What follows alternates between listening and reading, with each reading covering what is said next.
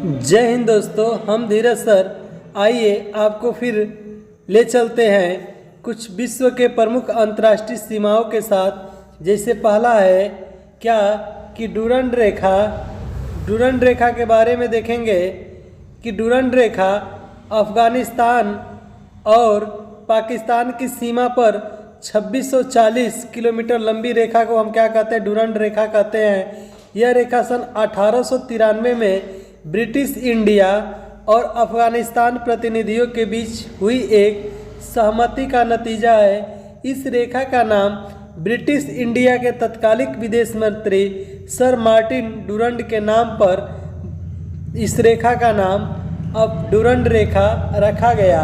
यह वर्तमान में अफ़गानिस्तान और पाकिस्तान की सीमा के बीच है। दूसरे प्रश्न को हम देखेंगे कि मैकमोहन रेखा, जो मैकमोहन रेखा है यह क्या है। यह रेखा 700 किमी लंबे इस क्षेत्र रेखा को 1914 में मैकमोहन, जो ब्रिटेन से आए थे, ने भारत चीन विवाद के सुलझाने के लिए इस रेखा को तैयार किया था। तो उसे मैकमोहन रेखा भारत और चीन के बीच है। यहीं लगे हाथ देखते हैं रेड क्लिफ रेखा भारत और पाकिस्तान के बीच कौन सी रेखा है, रेड क्लिफ। भारत और चीन के बीच मैकमोहन।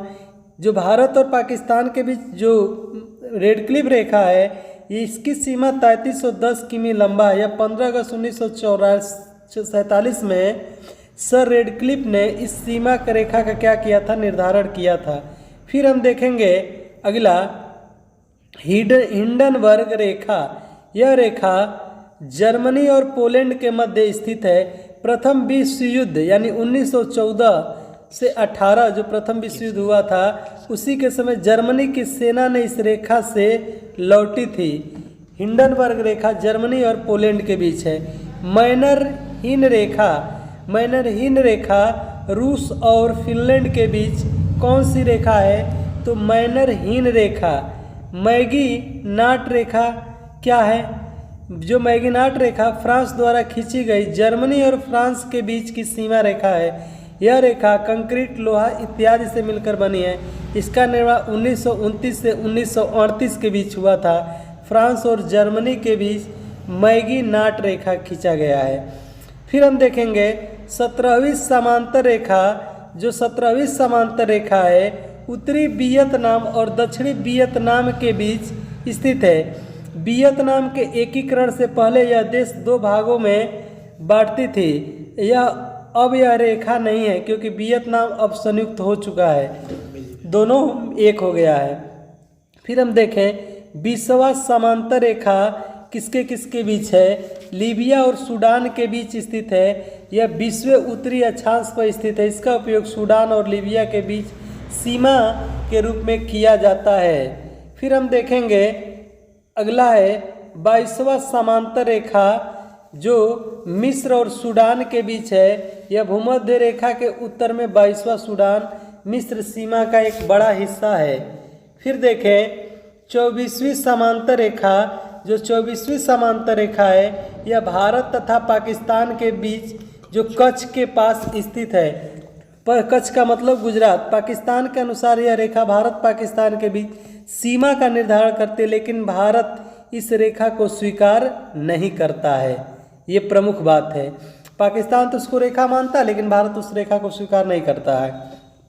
अगला हम देखें 25वां समांतर रेखा जो मारिटानिया और माली के बीच स्थित है। माली मारिटानिया सीमा का सबसे उत्तरी भाग इस रेखा का उपयोग करके चिन्हित किया गया है। अगला हम देखें 31वां समांतर रेखा ईरान और इराक के बीच स्थित है। 31वां उत्तरी अक्षांश इराक और ईरान के बीच की सीमा को चिन्हित करता है। यह अमेरिका के लुइसियाना और मिसिसिपी राज्यों के बीच सीमा का भी सीमांकन करता है। अगला देखें 38वीं समांतर रेखा उत्तरी कोरिया और दक्षिणी कोरिया दो भागों में बांटती है। फिर हम देखें 1410 पश्चिमी देशांतर रेखा। 1410 पश्चिमी देशांतर रेखा अलास्का और कनाडा के बीच है। फिर प्रश्न ये भी पूछा है 49वीं समांतर रेखा किन दो देशों के बीच स्थित है? तो उत्तरी अमेरिका और कनाडा को दो भागों में अलग अलग बांटती है 49वीं समांतर रेखा। ओडर्न निसे रेखा जो जर्मनी तथा पोलैंड के बीच स्थित है, द्वितीय विश्व युद्ध के बाद इसका निर्धारण किया गया था। फिर अंतिम है सिग्फिड रेखा। सिग्फिड रेखा जो है जर्मनी तथा फ्रांस के बीच में है और इसे किसने बनाया है? तो जर्मनी ने बनाया है।